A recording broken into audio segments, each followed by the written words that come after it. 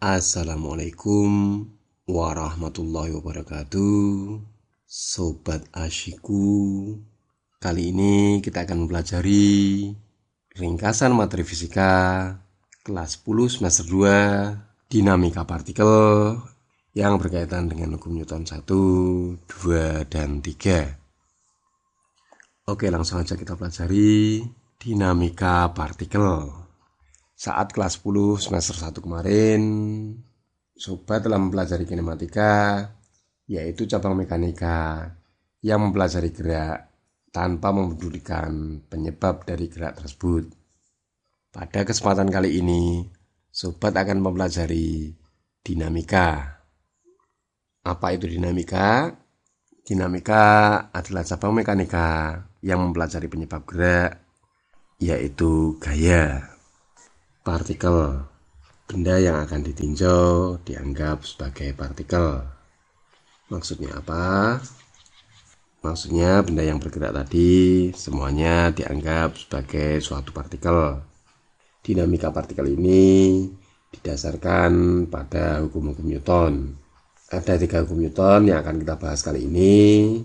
Yang pertama, hukum pertama Newton. Selanjutnya hukum kedua Newton, dan terakhir hukum ketiga Newton. Kita beri bocoran. Hukum pertama Newton berkaitan dengan kelembaman yang dirumuskan dengan rumus sigma F sama dengan 0. Sedangkan hukum kedua Newton dirumuskan dengan rumus sigma F sama dengan M kali A. Dan terakhir, hukum ketiga Newton sering kita kenal dengan hukum aksi reaksi. F aksi sama dengan min F reaksi. Agar dapat memahami hukum-hukum Newton secara lebih mendalam, berikut akan kita pelajari satu persatu secara mendetail. Supaya tidak gagal paham, perhatikan dari awal sampai akhir penjelasan hukum-hukum Newton berikut ini. Oke, yang perdana kita awali dengan hukum pertama Newton. Supaya lebih paham, pelajari ilustrasi berikut ini. Jika suatu benda ini diletakkan di atas mobil tanpa diikat, jika tiba-tiba mobil digerakkan dengan cepat, apa yang terjadi? Benda atau balok ini tentunya akan terlempar ke belakang. Sebaliknya, jika balok tadi sudah berada di atas mobil yang mempunyai kelajuan yang tetap, namun tiba-tiba direm atau dihentikan, apa yang terjadi? Ya, tepat sekali. Benda yang ada di atas mobil tentunya akan terdorong ke depan. Pada kasus yang pertama menunjukkan benda yang mula-mula diam akan mempertahankan keadaan diamnya. Atau dengan kata lain, malas bergerak. Sedangkan pada kasus yang kedua, benda yang mula-mula bergerak akan mempertahankan keadaan bergeraknya. Atau dengan kata lain, malas berhenti. Sifat benda yang cenderung mempertahankan keadaan geraknya, baik diam maupun bergerak, inilah yang disebut sebagai kelembaman, atau juga sering kita kenal dengan inersia, yang berarti kemalasan. Karena itu, hukum Newton yang pertama sering kita kenal dengan hukum kelembaman atau hukum inersia. Kalau dituliskan, hukum pertama Newton berbunyi, jika resultan gaya pada suatu benda sama dengan 0, benda yang mula-mula diam akan terus diam, sedangkan benda yang mula-mula bergerak akan terus bergerak dengan kecepatan tetap. Jika dirumuskan, dituliskan sigma F sama dengan 0. Kasus atau persoalan pada hukum Newton yang pertama bisa kita bagi menjadi 2 bagian yang penting. Yang pertama, benda yang mula-mula diam akan terus diam. Dalam soal-soal fisika yang sering muncul, benda atau yang partikel yang diam sering dimunculkan pada soal-soal kesetimbangan atau setimbang. Kalau sobat pengen mendalami soal kesetimbangan lebih mendalam, tidak usah khawatir, sudah dibahaskan fisika asiku. Tinggal Anda klik di sini. Bisa juga Anda lihat di link yang akan kita tampilkan di deskripsi. Selain posisi timbang, pada kasus diam juga dipelajari pada kasus benda tepat akan bergerak. Tidak usah khawatir, soal yang membahas benda tepat akan bergerak juga sudah kita bahas. Anda tidak usah panik ataupun emosi, silahkan tinggal klik di sini atau juga bisa memilih di link deskripsi yang insya Allah akan kita berikan. Pada hukum pertama Newton ini, kasus yang kedua, benda bergerak dengan kecepatan yang tetap. Maksudnya gimana ini? Jika Anda mengendarai kendaraan supaya mempertahankan kecepatan atau kelajuan tetap, caranya gimana? Ya, kita mempertahankan gas supaya bisa mengimbangi gaya gesek. Namun kalau gasnya kita perbesar, atau dengan kata lain, jumlah gayanya tidak sama dengan 0, tentunya kecepatannya tidak tetap lagi, namun menjadi dipercepat. Sedangkan kalau kita mengecilkan gas, sama juga sami mawon, jumlah gayanya tidak sama dengan 0 dan kecepatannya tidak tetap lagi, namun semakin diperlambat. Inilah kasus-kasus yang akan kita bahas pada persoalan hukum Newton yang pertama. Selanjutnya akan kita bahas hukum Newton yang kedua.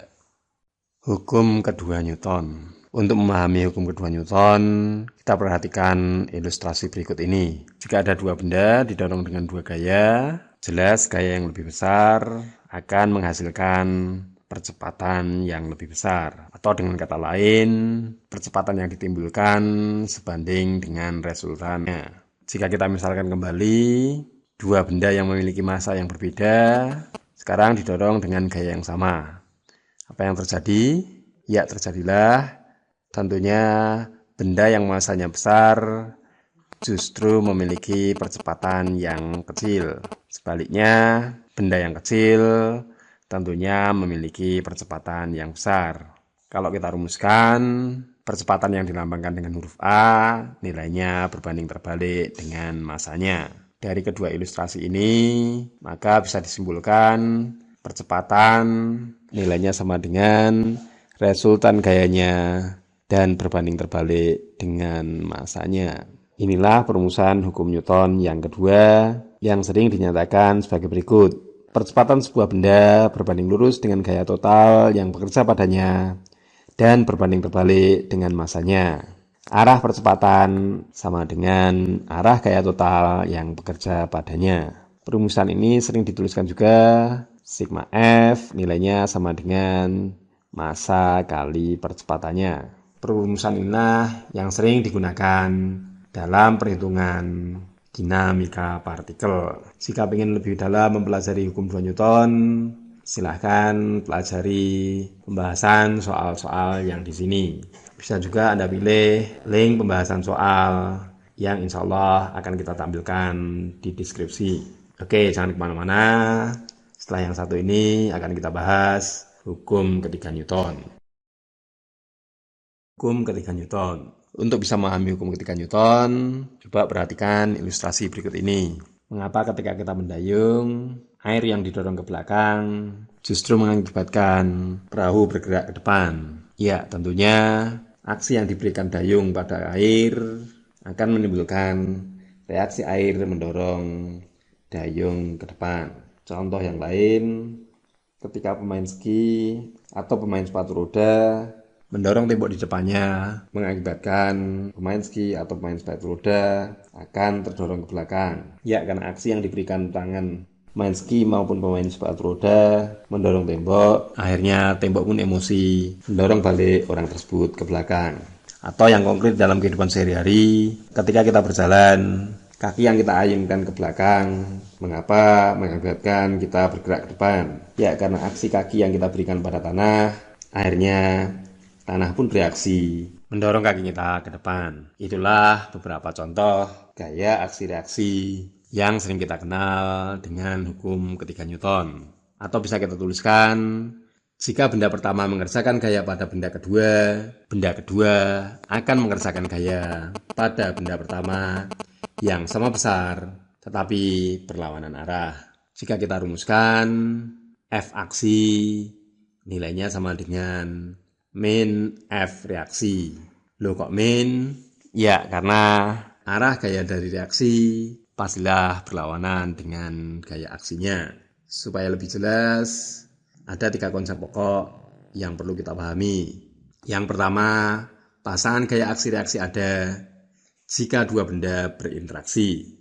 Berikutnya, gaya aksi dan reaksi bekerja pada dua benda yang berbeda. Dan yang terakhir, gaya aksi dan reaksi sama besar tetapi berlawanan arah.